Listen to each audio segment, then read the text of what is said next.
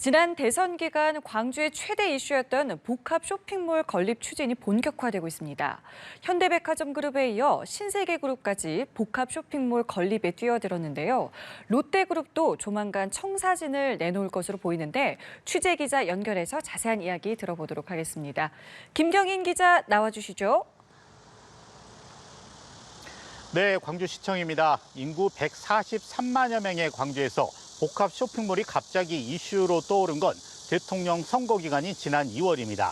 당시 국민의힘 윤석열 후보가 광주 유세에서 광주 발전 공약의 하나로 복합 쇼핑몰 추진을 약속한 건데요. 한번 들어보시겠습니다. 수도권이든 전국 어디를 가도 많습니다. 이런 복합 쇼핑몰이. 부산에 가보세요. 대전에 가보시고 대구를 가보십시오. 왜 광주만 없습니까? 이후 광주 복합 쇼핑몰은 급물살을 타기 시작했습니다. 국정과제에 반영됐고 민선 8기가 시작되면서 광주시도 전남도직을 만들었습니다. 유통 빅3 중 가장 먼저 청사진을 제시한 곳은 현대백화점 그룹이었습니다. 현대는 지난 7월 북구 옛 전남방제 공장 부지에 더 현대서울을 능가하는 미래지향적 문화 복합몰을 만들겠다는 구상을 제시했습니다. 신세계그룹도 열흘 전 광주 어등산 부지에 호남권 최초의 스타필드 건립 계획을 공개했습니다. 복합 쇼핑몰뿐만 아니라 광주 신세계를 4배 이상 확장하겠다는 계획도 함께 내놨습니다.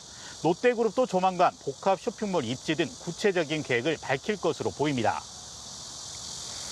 네, 하지만 기대 못지않게 우려의 목소리도 있을 것 같은데요. 실제로 좀 어떻습니까? 네, 사실 광주 복합 쇼핑몰 건립 논의는 이번이 처음이 아닙니다. 7년 전 광주 신세계가 특급 호텔 중심의 복합시설을 만들겠다는 구상을 제시했습니다. 당시 시민단체의 반발 등 여러 난관에 부딪히며 결국 무산됐습니다. 이번에도 찬반 논란이 가열되는 분위기인데요. 유치 찬성 측은 복합 쇼핑몰이 들어서면 역의 소비를 막고 전남북은 물론 충남 이남의 유동인구까지 몰려 지역 상권이 부흥할 것이라는 주장입니다. 또 가까운 곳에서는 다양한 문화 혜택을 함께 누릴 수 있을 것이라는 기대도 큰데요. 반면 일부 상인들은 대기업들의 복합 쇼핑몰 출점으로 인한 지역 상권 위축을 우려하고 있습니다.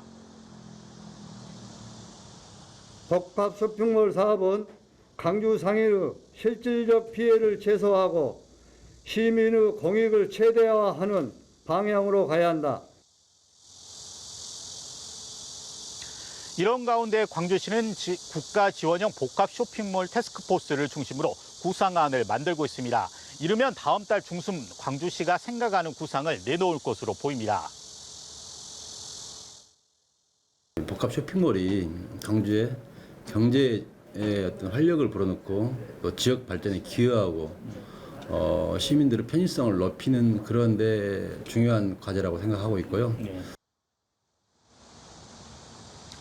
복합 쇼핑몰 건립이 기정사실화된 상황에서 문화 인프라 확대와 지역 상권의 보호라는 두 가지 숙제가 광주시에 남아 있습니다. 지금까지 광주에서 연합뉴스TV 김경인입니다.